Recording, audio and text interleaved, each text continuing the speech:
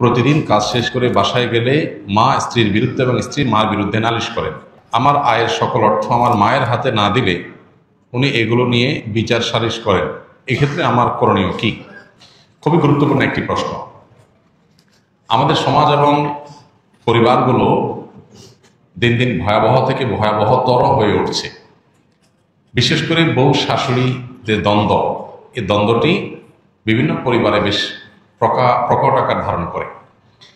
এর কারণ কি আর প্রতিকারের উপায় কি?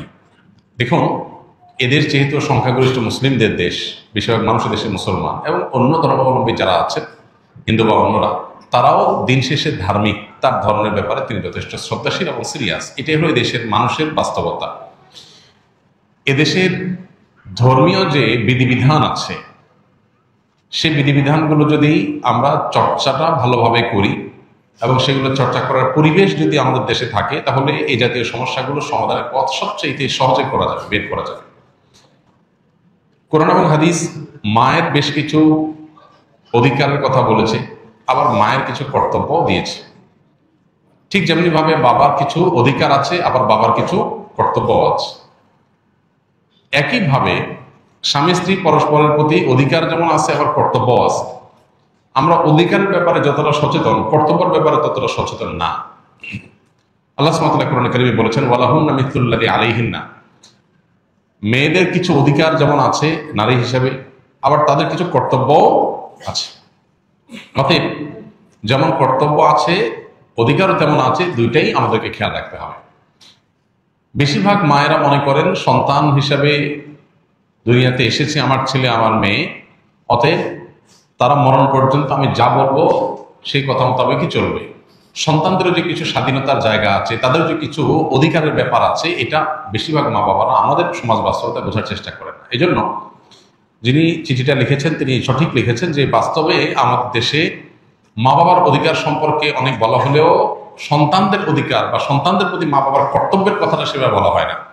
আলহামদুলিল্লাহ, এই বিষয়ে আমাদের একটা দীর্ঘ ভিডিও অনলাইনে আমাদের ইউটিউব চ্যানেলে, অন্যান্য সোশ্যাল মিডিয়ার প্ল্যাটফর্মে আমাদের আছে, যেখানে আমরা সন্তানের প্রতি বাবা মার কর্তব্য বা সন্তানের অধিকারগুলো কি কি সেগুলো আলোচনা করেছি এবং এগুলো আলোচনা আরও বাড়াতে হবে।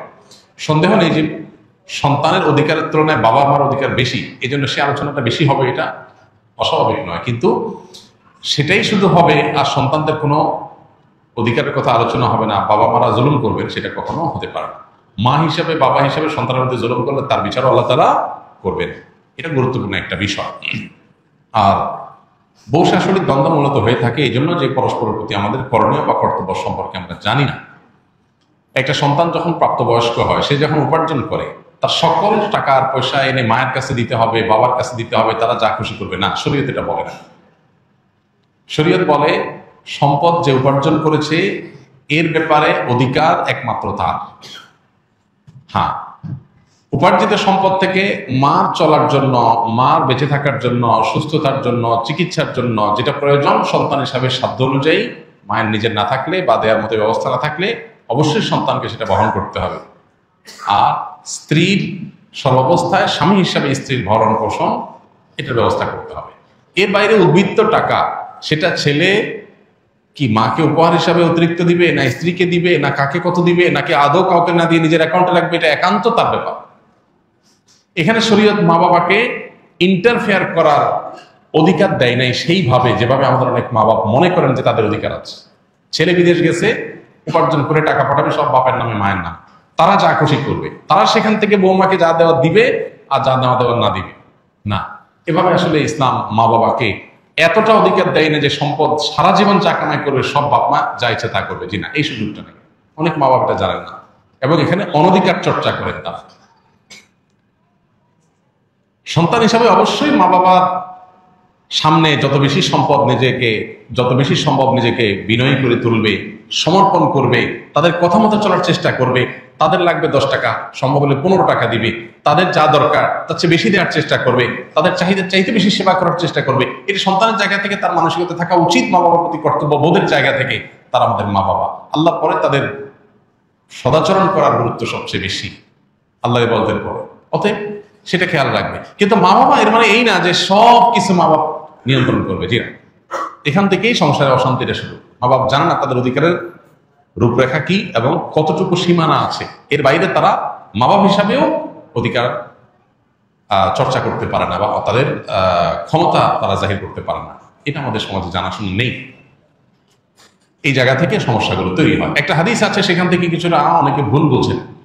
হাদিসটার হলো এই, নবী সাল্লাল্লাহু আলাইহি ওয়াসাল্লাম বলেছেন, আনতা ওয়া মালুকা লি আবিক, তুমি এবং তোমার যাবতীয় এবং সমুদয় সহায় সম্পদ সব তোমার বাপের, মায়ের, বাবা মায়ের।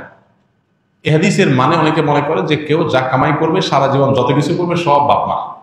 জি না, এই হাদিসের ব্যাখ্যা হলো তুমি তোমার উপার্জিত সম্পদ এখানে তোমার বাপ মা, অর্থাৎ তাদের খরচ খরচার জন্য যতটুকু দরকার ততটুকু তোমার এখান থেকে নেওয়ার অধিকার তাদের আছে। এখানে সমুদয় সম্পদ বোঝানো হয় নাই। যদি সমুদয় সম্পদ বোঝানো হতো তাহলে জাকাত তো বাপ মার উপরে বর্তাইতো, ছেলের উপরে বর্তাইতো না।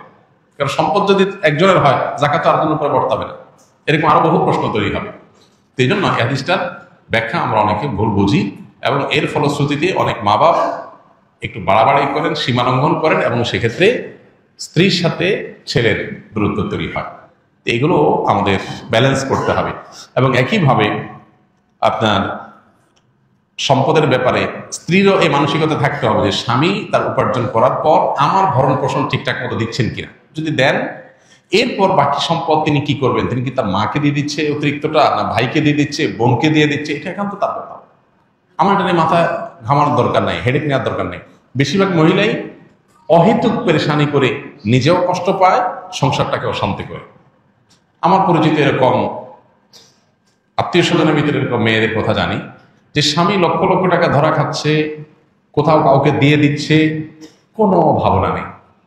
আমার তো এটা দেখার দরকার নেই। আমার দেখা দরকার হলো যে আমার ছেলে মেয়ে এবং আমার ভরণ পোষণের ব্যবস্থা সে করছে কিনা। সেটা যদি সে না করে, আমার অধিকার যদি সে খর্ব করে, সেগুলোও যদি সে মানুষকে দিয়ে দেয়, তাহলে অবশ্যই আমি সেখানে দাবি তুলবো, যথাযথ নিয়মে আমি আর্গুমেন্ট করব।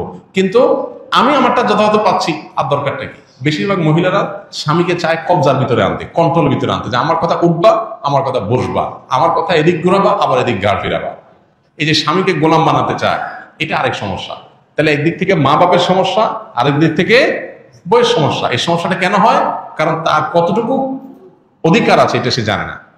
তার যতটুকু অধিকার আছে তিনি তার চাইতে আরো বেশি খাটাইতে চেষ্টা করেন। এটাই হলো একটা ভুলের জায়গা। দাম্পত্য জীবনের সুখ শান্তির জন্য এই জিনিসগুলো অনেক গুরুত্বপূর্ণ। এই জন্য বিয়ের আগে ট্রেনিং হওয়া দরকার।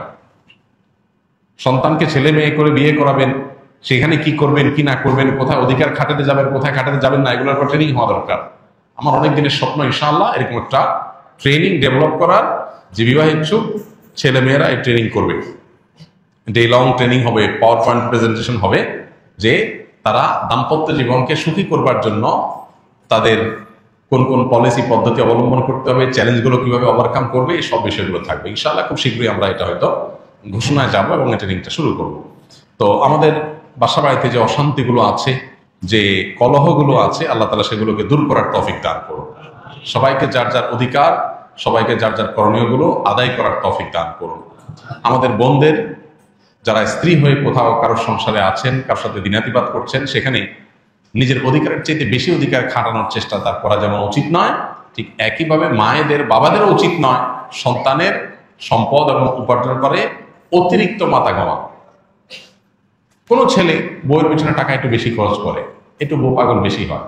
মা বাপ হিসাবে তাদের দায়িত্ব হলো সন্তান সীমা ছাড়াই গেলে তাকে সুন্দরভাবে বোঝানো যে বাবা ব্যালেন্স করো, পরিমিত হও, হিসাব নিকাশ করো, অতি পাগল হয়ে যেও না।